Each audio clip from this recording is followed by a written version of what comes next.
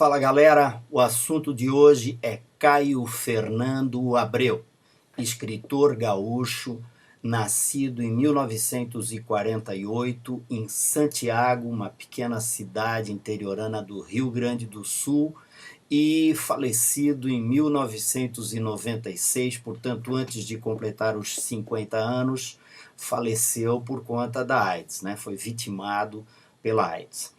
O Caio Fernando Abreu viveu um momento muito rico na história do século XX. Ele vive aquele período ali que vai basicamente de 68 até um pouquinho antes da virada para o século XXI. Por conta disso, o período sobre o qual o Caio Fernando Abreu se reporta é um período muito conturbado.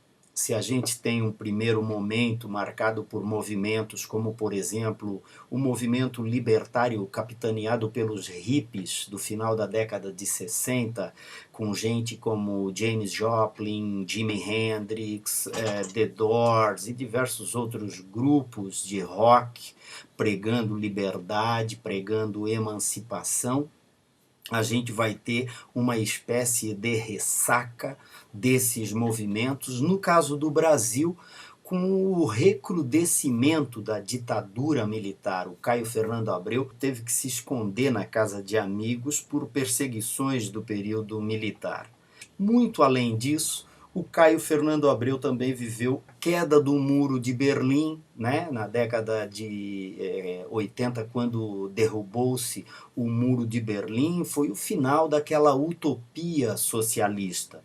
E também por conta desse individualismo exacerbado, exagerado, que acabou caracterizando obras de autores contemporâneos do Caio Fernando Abreu. Um Cazuza, de um Renato Russo, autores inclusive contemporâneos desse grande autor da ficção urbana brasileira.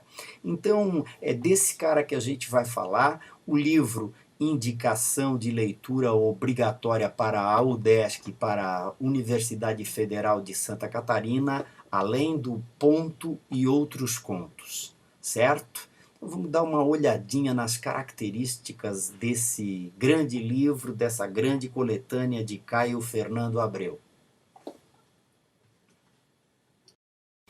Um dos aspectos muito importantes da literatura do Caio Fernando Abreu é o uso que ele faz da linguagem.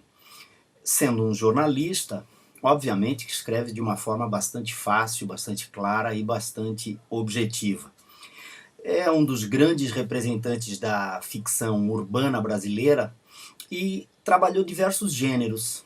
É autor de livros de crônicas, livros de contos, romances e também um grande dramaturgo, um grande autor teatral.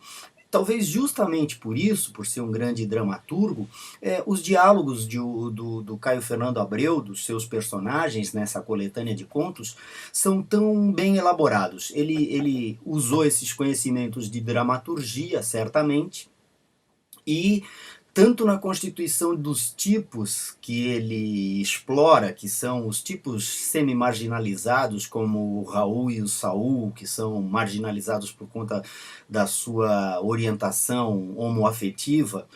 É importante a gente perceber que ele elabora uma galeria de personagens que expressa os seus sonhos, as suas crenças e até mesmo a sua falta de crenças, o seu ceticismo, em uma linguagem fácil, objetiva, direta, muito próxima da maneira como nós falamos e muito mais próxima ainda da forma como os jornalistas se reportam à realidade. Ainda assim, cabe ressaltar que o Caio explora muito bem o potencial poético da palavra, né? Nos seus textos a gente vê expressões que demonstram o domínio da linguagem, né? Então ele relata fatos do cotidiano, relata fatos bastante normais, mas volta e meia expressões como, por exemplo, mesmo atrás dos silêncios, os silêncios saciados. Percebam a musicalidade aí dessa aliteração, dessa repetição das consoantes, ou mesmo uma expressão como um fio de luz coado pela janela, né, essa bela sinestesia. É importante a gente perceber que na literatura do Caio Fernando Abreu, o trabalho com a linguagem é feito com esmero. Então, apesar de ser uma linguagem direta, objetiva, clara, como é de costume em cada jornalista, ele também é um autor que explora bastante bem o potencial poético do uso da palavra. Um outro detalhe muito importante é que a narrativa do Caio Fernando Abreu, ela faz um registro que é um registro do cotidiano. Esses textos são verdadeiros instantâneos, retratos de eventos muito simples, muito comuns e muito rotineiros, de onde o Caio extrai determinados acontecimentos. Então, como exemplo, podemos citar O Coração de Alzira. É um conto que trata de uma esposa entediada que, enquanto admira o sono do seu marido, vai se dando conta de todas as suas frustrações. É um domingo de manhã e, ao que tudo indica, tudo que ela desejaria naquele domingo de manhã era que o marido acordasse e dissesse o seu nome de uma maneira carinhosa, e não é isso o que acontece, né? Então, uma expectativa que se frustra nesse conto O Coração de Alzira. Para uma Venca Partindo, né? Um conto lindo, um conto excepcional, no qual, em um monólogo, o namorado tenta falar alguma coisa para sua namorada, bem no momento em que esta está na rodoviária, tomando ônibus para despedir-se para uma avenca partindo. A avenca é uma planta insignificante, né? O próprio narrador do texto fala: por que eu não te comparei a uma samambaia, a uma roseira? Não, fui te comparar a uma avenca, uma plantinha insignificante. É importante a gente perceber que é justamente desse conjunto de dados insignificantes, rotineiros, frustrantes, desesperançados, que o Caio resgata essa poesia do cotidiano. Já em Linda, uma história horrível, o filho volta para casa e tenta conversar com a mãe, reconhece naqueles gestos já ríspidos da mãe as demonstrações de um amor, né, meio escondido, um amor meio reprimido, uma afetividade muito reprimida, característica dessas personagens do Caio Fernando Abreu, e ali naquele conto ele tenta revelar para a mãe que está com AIDS. Então o texto todo é aquele instantâneo do momento em que o filho, sendo recebido pela mãe, passa o conto inteiro tentando contar isso, tentando falar isso para a mãe, né? Que contraiu AIDS e que está mal e que já está num estado fisicamente deplorável. No final do conto ele mesmo tira a camisa e é possível ver na descrição que ele faz do físico as manchas que são as manchas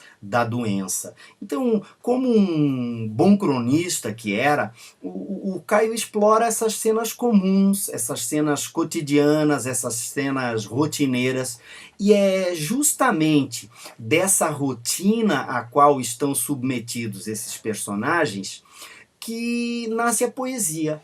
Então no meio de um evento cotidiano, rotineiro, opressivo desses, o Caio consegue extrair uma passagem poética. É um raio de luz, é o latido de um cão, é o carinho da cadela linda de uma história horrível, e assim por diante. Então, nesse sentido, a linguagem poética acaba se tornando uma espécie de válvula de escape, né? E a criação literária acaba resgatando isso desse cotidiano, essa poesia, essa coisa rica, mesmo das cenas mais insólitas e dos momentos nos quais a gente teria menos crença de despertar alguma poesia.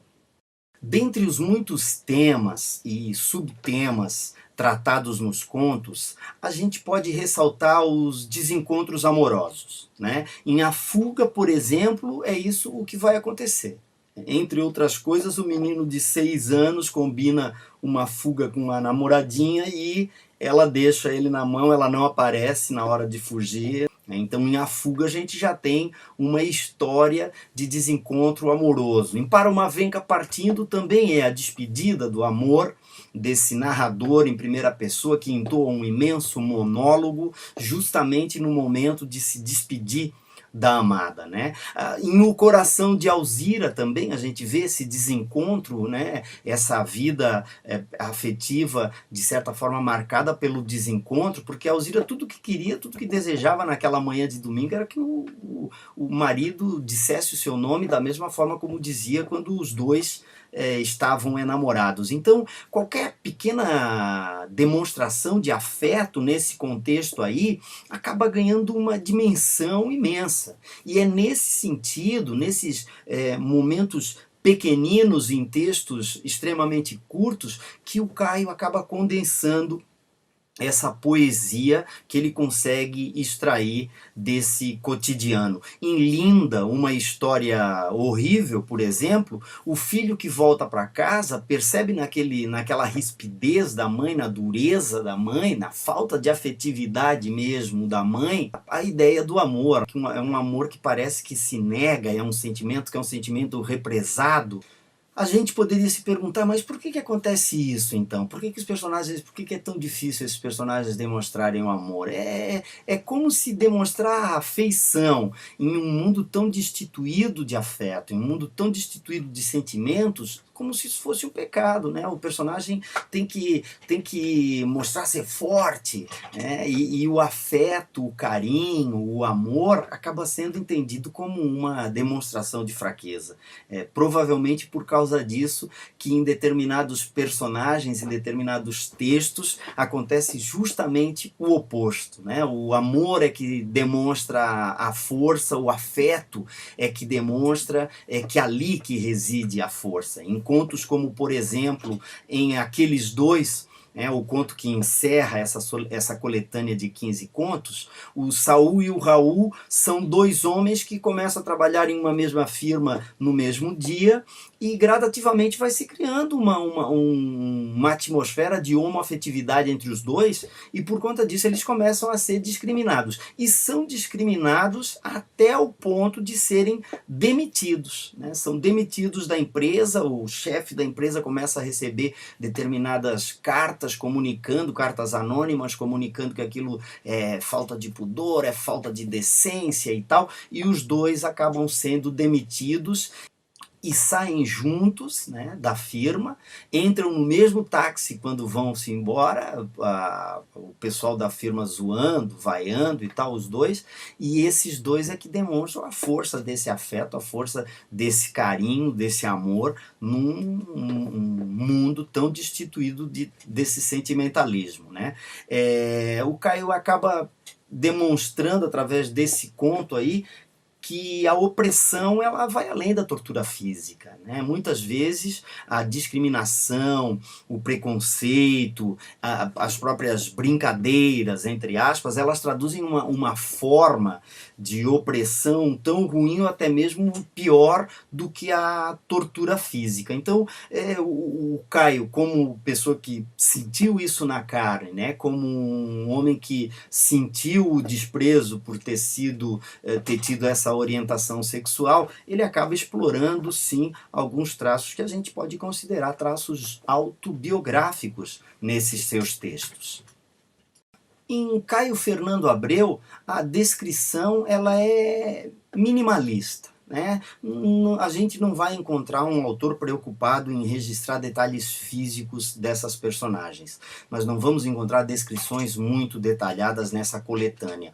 É que o autor prefere valorizar a psicologia, né? Valorizar o que as personagens pensam, as suas reflexões, demonstrar quais são as reflexões que eles esboçam. O Caio valoriza esse intimismo, né? O Caio é um autor que resgata esse aspecto, e é por conta disso que a ação, o episódico, o aspecto anedótico da narrativa, o que a gente poderia sintetizar como a ação narrativa, ela acaba ficando em segundo plano. Não que as histórias sejam ruins, são histórias excepcionais, mas são histórias nas quais a ação fica em segundo plano. E nesse sentido é importante a gente salientar um detalhe. Algumas narrativas, por exemplo, em Para uma Avenca Partindo, o rapaz que fica falando com a namorada que está indo tomar o ônibus, ele passa o conto todo, né, querendo dizer alguma coisa para essa garota. E ao final o Caio frustra essa expectativa. Essa é uma das narrativas nas quais a gente pode salientar que ocorra esse tipo de aspecto. Triângulo Amoroso, variação sobre o tema, é um conto em que uma menina ganha um gato e descobre a dor do abandono. Por quê? Porque a família, depois de tê-la presenteado com esse gato, depois dela ter se apegado a esse gato, depois de certa forma ela ter ganho a atenção e o carinho desse gato, decide arranjar uma gata para trazer, para fazer companhia para esse gato. Então a menina vê-se preterida, a menina vê-se colocada de lado. E nesse texto é importante a gente ressaltar que o Caio Fernando Abreu demonstra como, de certa forma, aquela inocência cruel das criancinhas, ela acaba se pronunciando nessa menina. Mas talvez para a gente compreender bem como o episódico, a ação fica em segundo plano, valesse a pena a gente prestar atenção na maneira como o Caio finaliza esse texto, Triângulo Amoroso, variação sobre o tema. Depois começou a crescer, crescer, crescer, até que casou, teve 3 filhos, comprou um apartamento de cobertura no Guarujá e uma casa em Poços de Caldas. Notem que o crescimento da menina, que poderia, né, as ações que ocorreram durante o crescimento, o fato de ter conhecido o marido, o fato de ter se casado, toda essa ação fica em segundo plano. Isso permite dizer que para o autor os dramas interiores são infinitamente mais importantes do que esse aspecto que a gente pode chamar de o aspecto anedótico, o aspecto episódico desses textos. Mais importante do que a ação é a reflexão. E por isso o Caio Fernando Abreu faz questão de investigar o psicológico dessas personagens.